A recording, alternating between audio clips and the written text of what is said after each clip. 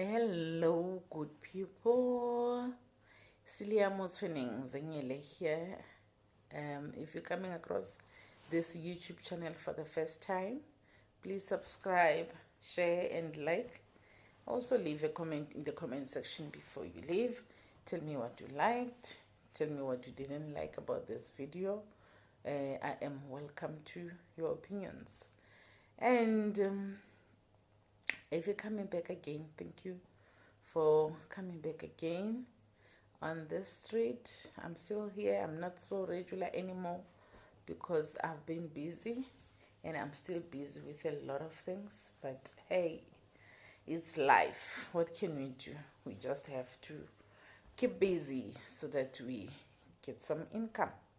So I'll not be as regular as before, but now and then I'll keep on uploading videos on this YouTube each and every time I get. Today I want to give my opinion on the Senzo Meyiwa case. The Senzo Meyiwa case, for those who do not know, this was a South African player, soccer player, that was playing for a club called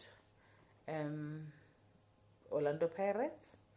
He was also a member in the national team of Bafana Bafana. He was mainly the goalkeeper in both clubs. He was one of the best. And what happened on the 26th of October 2014 is that he was shot and killed at his then girlfriend's place.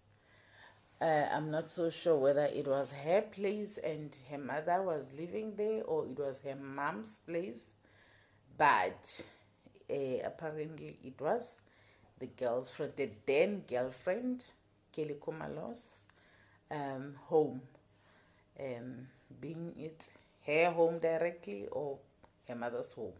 But it was in Katlehong, a place called Katlehong. It's in Gauteng, in the east side of Gauteng. So that happened then. And since then, the actual sequence of events has been very, very sketchy. It has been sketchy for so long. There had been ideas that are going around, and there had been let me say theories, because as for the truth, I don't think we have found the truth so far. Now, recently there was a documentary about Senzo Meyiwa's death that came out, and that documentary it actually solidified my knowledge of the case, because I had been emotionally invested in that case personally, because first of all, this person was a national hero. Secondly, he was a person. Thirdly, he was the father to his children. And lastly, he died mysteriously. He died in a place that had several people, but they claim that 2 people came in and shot him and left easily like that. No one saw these people coming in. No one saw these people running away. And it was a bit sketchy right from the word go. So that gave rise to the theories that surrounded the whole story altogether. That no, man, actually, these people that were in the house when this happened may have had more to hide than to tell us the truth. So actually, it was insinuated that they didn't tell us the truth, because really, in a place that has got so many people. It's not easy for two people outnumber the 7 people that were in the home, and okay, with weapons, I do know that it's possible, but man, the ideas were not so clear. The theory was not so clear as to what happened. So the more we wanted answers, the more this story did not add up. Fine. Now, the documentary has solidified my knowledge of this because I had been emotionally invested, as I said before, in this case. Now I'm going to just talk about a few things that were said in the documentary that make sense of some theories and does not make sense of some theories. Now, the documentary, the first episode, I think it lays out a clear picture of what we heard right from the beginning as to this is a sequence of events that happened. The whole nation, on the morning of the 27th, we heard that our icon has been shot and he died in hospital. Okay, we were all shocked. We all thought that the person that did this was going to be found, and soon enough, this is the national icon. This is a person that is known. The police are going to act swiftly. They are going to make everything that they can to arrest these people that came into that home and shot him and whatever. Okay. And that this happened on a Sunday evening, and that Monday the whole nation was buzzing over this case. I think the whole week, and the man was arrested. I'm not sure whether the man was arrested then or after, or I think after the funeral.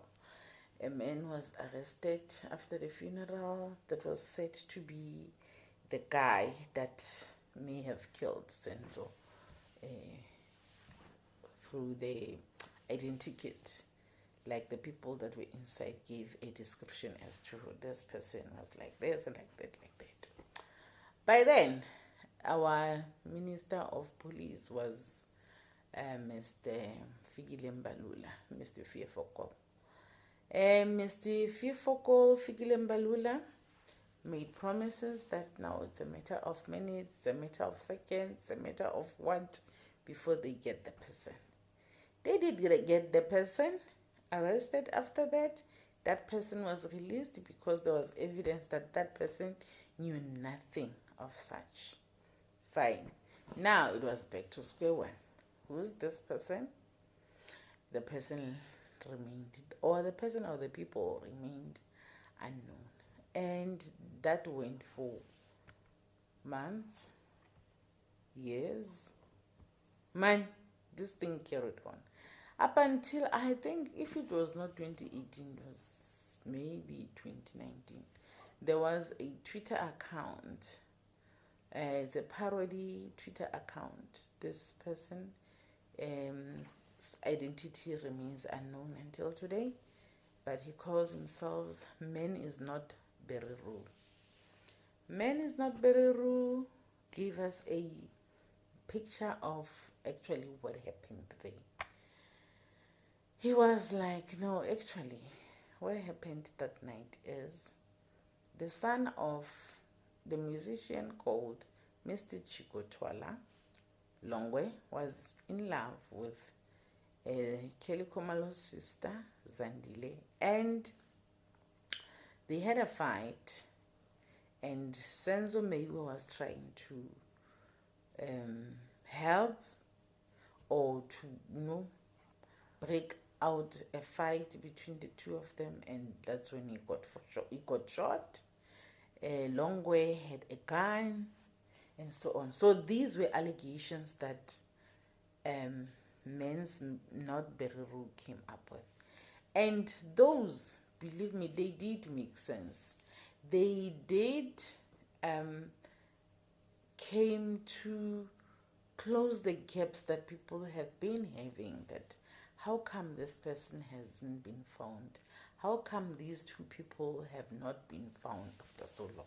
And shortly during that time, because of that statement or allegations by Mens Not Bereru, Longwe felt compelled to respond. He agreed to an interview with a certain radio station, and that is when even more hits started to roll, and that's when more questions started coming in, because now Longwe agreeing to give a statement to this radio station was supposed to give us like a clear picture of this man is not Bereru, who is just talking nonsense. This did not happen. Of course, he's denying any knowledge of this. But here's a trick. Upon talking too much, he ended up creating even more questions because he gave conflicting statements. One statement was, as these people were coming into the house, he managed to run out. Why was he running out? Because he claims that he wanted to go find help, but then the neighbors were asleep, and he says it was around 9. According to his statement, it was around 9, the neighbors were asleep. Now here's the question. Since when we ask for help from neighbors when there is an emergency, do we check whether they are asleep or not? Because the human instinct tells you to just scream.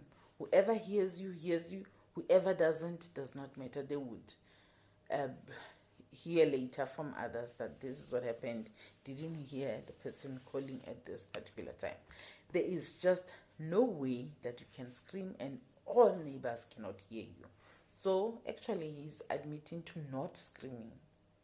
He's insinuating that he could not scream because now he noticed that the neighbors were sleeping. Fine. Then another point of conflict was that he claims he had his phone in his pocket. Then the next moment he did not have the phone in his pocket. He starts by saying he could not call anyone because he didn't have his phone with him, because the people inside the house, those intruders, took their phone, took his phone. And then when asked, I can't remember what was it that he was asked, when now he claims that no, I could call because now I had my phone inside my pocket. Those intruders could not get my phone. So immediately it opened holes that this person, why is he saying so many contradicting stories? You went out what to do? To ask for help. Did you find help? No, you did not. First of all, you claim you had your phone. You didn't have a phone. Then 1, 2, 3, you also had a phone. So we do know that truth and lies are like water and oil. They will never mix. So that also added fuel to the fire. On top of the parody accounts version of events, he did not make any contribution that was helping him out of a situation that was alleged.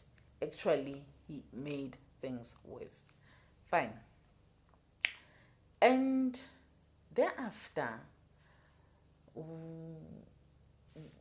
we thought this case was going somewhere now, because clearly that means the police need to know that they have to dig deeper within the people that were in the house. Because now if a person that is alleged to have done this is also giving contradicting stories, that shows a sign of there's a problem here. Did that happen? No. until such time the family, Senzo Meyiwa's family, decided to approach a group called AfriFlora Forum to ask them to help them with this case. AfriForum is known to dig very, very deep on things. It's also known to fight some cases that are known, and try and get as much justice as they can. AfriForum hired a prosecutor called Mr. Gerinel. Mr. Gerinel is known to be a bulldog that does not stop at nothing just to find the truth and just to find justice for the victims. He is the one that made sure that Oscar Pistorius got a better sentence than the one that he had been given earlier for killing his girlfriend Riva Steenkamp. Now, they thought when they call AfriForum with Gerinel that no, this case will go somewhere.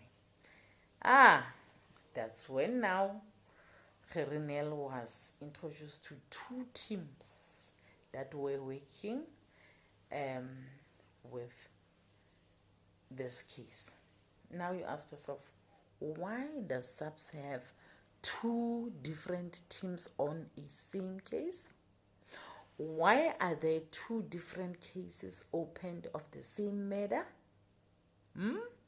Why are there two dockets that have two different suspects in it? And then that's when Gerinel was, according to my opinion, he was thrown a bone to keep him busy. He was given this bone of the second case that is actually, in my opinion, and I think I am entitled to my opinion, it's a case that is intended to throw the curveball to the real problem, so to give another diversion, to divert the problem in another direction. And actually they did that. They managed to grab Gerinel's attention and curve and divert his attention to this new case. And in this new case, now there are 5 suspects. 5 of these suspects are the most notorious and dangerous men in the country. These are the people that are said or alleged to be killers, to be hired, contractual killers. They are killers for hire. In isiZulu, they are called inkabis. So inkabis is people that are hired to kill people. They don't even want to know what happened. They detach themselves. They just come and do the operation and leave. So now, in my opinion, they were said to be the ones that have killed Senzo Meyiwa. All of a sudden, there are 5 people that became suspects, and these suspects were arrested. And I remember the first time they were supposed to appear in court it must have been the 6th year. It was 6th year of Senzo Meyiwa's death. On his 6th anniversary, it was organized. You can see that it was organized even on the 26th of 2020? Yes, of 2020. The day you can see that this is planned, man. And on the 26th of October 2020, we were introduced to these 5 men who are contractual killers that are said to have been contracted to kill Senzo on the 26th of October 2014. I cannot forget the sadness, the way Senzo's mom was crying that day, because she did say, these are the people that did not kill my son. These people did not kill my son. They did not kill my son. They are not the right people. And they appeared. I cannot forget another item. They were in there and they were like, we've never done this. I remember one of them tried to scream inside and tell the magistrate that one of the police officers called him while he was in jail, and he told him that he has to take the fall for this particular case. And no one wanted to listen to him that day in court. They were so adamant, they even refused to get into the real box where ordinary people that are accused, the accused have a special box that they must get in. They refused to get in there. They were standing like audience in the auditorium of the court in there. They were like, we're not getting there. So apparently they were beaten up, and one of them was beaten up and taken to the court to go, and that is alleged, was beaten up, then taken to the court in front of the magistrate to go and make a confession. In that confession, then that's where he put the others names and saying this one. But then the very same people that made confessions, and they made sure that they also meet their families and tell their families that we know nothing about this, and please tell the world that we know nothing about this. Please tell the world. They ask their families to tell the world that they know nothing about this, and they are made to admit to something that they did not do. And they've got other things that they have done that are known. They have served time. Some of them have served time for other crimes. Some of them, by the time they were arrested, they were already in jail. So let me give my opinion on this. My opinion, I don't want to cut. I just want to go straight to my opinion, which is, in my view, Senzo Meyiwa's killers are not arrested.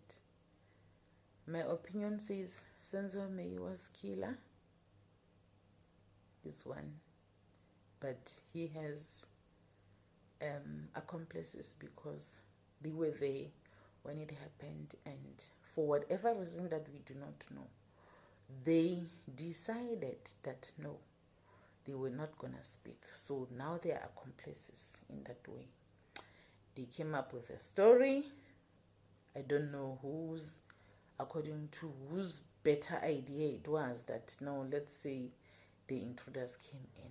But I think my view is, at that time, Kelly Khumalo was contracted to Chikotwala.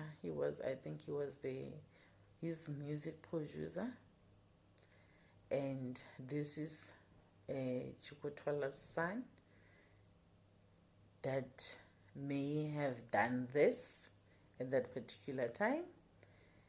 And according to the documentary, already you can tell that Zandile Khumalo, Kelly Khumalo's sister, had problems with this Longwe character. Longwe is Chikotwala's son. Now, they had problems already for a period of time. She even had to go and stay with Senzo and Kelly at their place, just to get away or to hide from this guy Longwe. So, and in the documentary, there is something that's outstanding as well. On the day of this incident, he is said to have came in to the house, and he only greeted Mrs. Khumalo Senior. He only greeted her and did not greet the others, all of them. What does that tell you? He was in a fighting mood, but because in our African culture, we were taught to respect adults. So I think he felt that he's not gonna disrespect the mother of the house, but everyone else, to hell with them. So why was he that angry? And in his anger, what did he bring with? It's not far-fetched to think that he may have brought a gun. It is not far-fetched that the very same gun that he may have brought is the one that he killed Senzo, and in an accident that was not intended for Senzo. But I personally think he was in the mind to kill the sisters and Zandile Kumalo.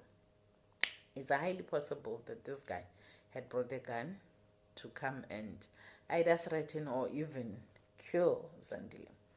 And upon seeing that, man, there is a problem, Senzo may have stepped in to try and help and took a bullet for Zandile Kumalo.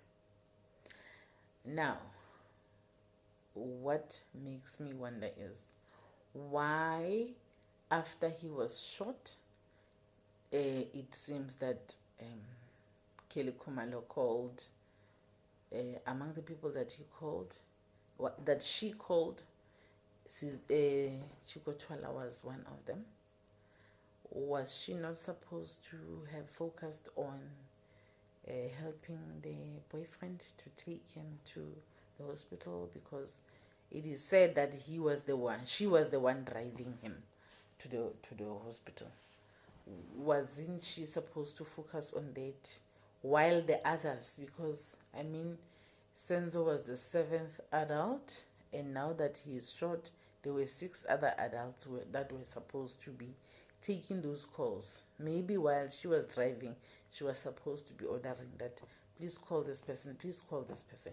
Why did she herself call the people herself? She is said to have called Senzo's sister, and she said Senzo was killed by mistake, by long way. On that day, that's what she said. And then another call went to Chigo, and that call, what was it for? My feeling is that call sounded like, hey, nangu mntana kuseka yenze inkinga lana udubule uSenzo. That's my view. And that's why he was called. And now we see a Hawks person coming there, and he is said to have been called by Chico, which we are not sure if that's what happened, but it's highly possible. And I think the things started going south the minute that guy from the Hawks stepped into that scene, because I still don't understand what were the Hawks doing at the crime scene, because at the crime scene we're supposed to have the local police station, and then we're supposed to have the closest by forensic experts coming to investigate the scene. And when we listen to the documentary, it took about 5 hours, 4 to 5 hours for the forensic team to come there, and as it appeared even in the court. Now the case is going on. I'm so invested in the case that's going on right now, and there are strange things that are happening. On Thursday, I'm not sure of the date, or the Thursday, what was that Thursday? It may have been the 28th of April. Yes, Thursday, 28th of April. Advocate Tefo Malesela, who is representing the 5 people that are accused of killing Senzo Meyiwa as contractual killers, he just decided to name drop. He dropped a few names of the officials that were there that night, that held a meeting and decided that the theory that was going to go out to the community or to the society was the people that came, the intruders. That the people that were inside should just say, it's the intruders, and they must keep to that story. And they somehow tampered with the scene, and he name dropped. And after name dropping, guess what happened? They arrested him. If they thought that was a boss move, shame. They made sure that now we fully believe him. If we ever had any doubt, we believe him. After name dropping, all of a sudden he's arrested for another case. What became so stupid. It became so stupid for our police system to be acting that way. And the plot thickened because I think it was on Sunday, if not Monday, the 1st or the 2nd of May, that Mr. Chiko Twala threatened people with an alleged toy gun, and he was arrested. Since when in South Africa people are threatened with a toy gun, and then people get arrested with a toy gun? Guys, right now at this particular moment, I feel like our intelligence is being underestimated and undermined badly, because really there is just no way. So in my personal opinion, Mr. Chukotwala just wanted to prove, not just him, with the police members that are working with him, they just wanted to assure us that no, we can arrest him. It's not that. If we can arrest him for a minor thing like pointing people with a fire gun, that is a toy, so that means if he knows something better, we could have arrested him. It's too late. It's too late for public stunts, guys.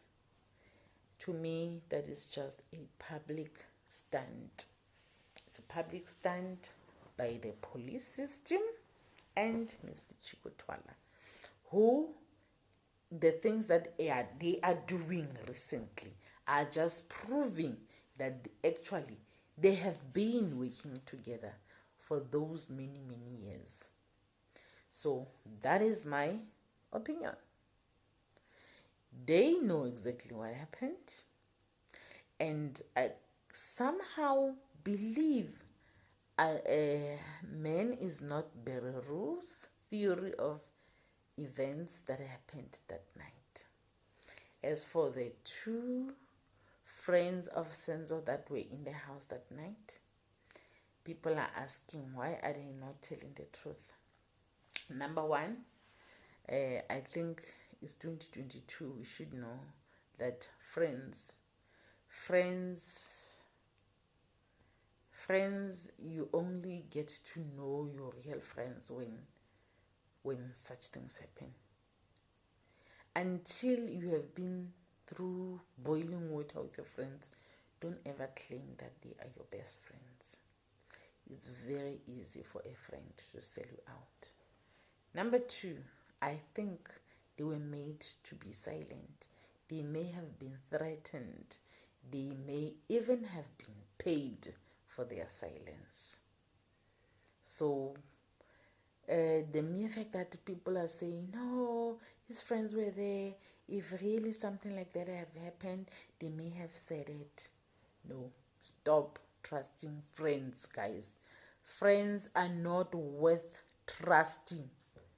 Stop trusting your friends, because it is at such times that you will see that you were claiming that you had friends, actually you did not.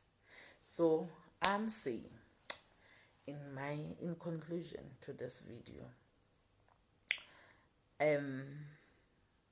I just hope and pray that Advocate Malesela Tifo doesn't die because of this, because I do know that he is a thorn on the police flesh so far, and they may get rid of him anytime. We can even be told that he was sick and then he died. We can even be told that he was in an accident and he died. and I just know that he's not gonna die in their police custody, because that will be too obvious. So they will try to resort to other measures to get rid of him, because he's getting too close for comfort for them. He's getting too close for comfort for them. He's getting too close to the truth, or actually has gotten there with the truth, and they are trying and fighting tooth and nail to have this laid to rest, and this matter is not going to be laid to rest. They must just take the fall for what they have done, for their contribution into Senzo Meyiwa's delay of justice, because we do know that they may have not done anything to prevent his death, but they may have done something to ensure that his family and his children and everyone else get justice out of this. And that's my contribution to this matter. Thank you so much for watching this video. Remember to leave a comment. Let's share your thoughts. Let's discuss this. Let's debate it if we can in the comment section. Remember to set up the notification bell, because there will still be more videos to come, so that when I upload, you can be among the first people to see it. Thank you very much. Good night.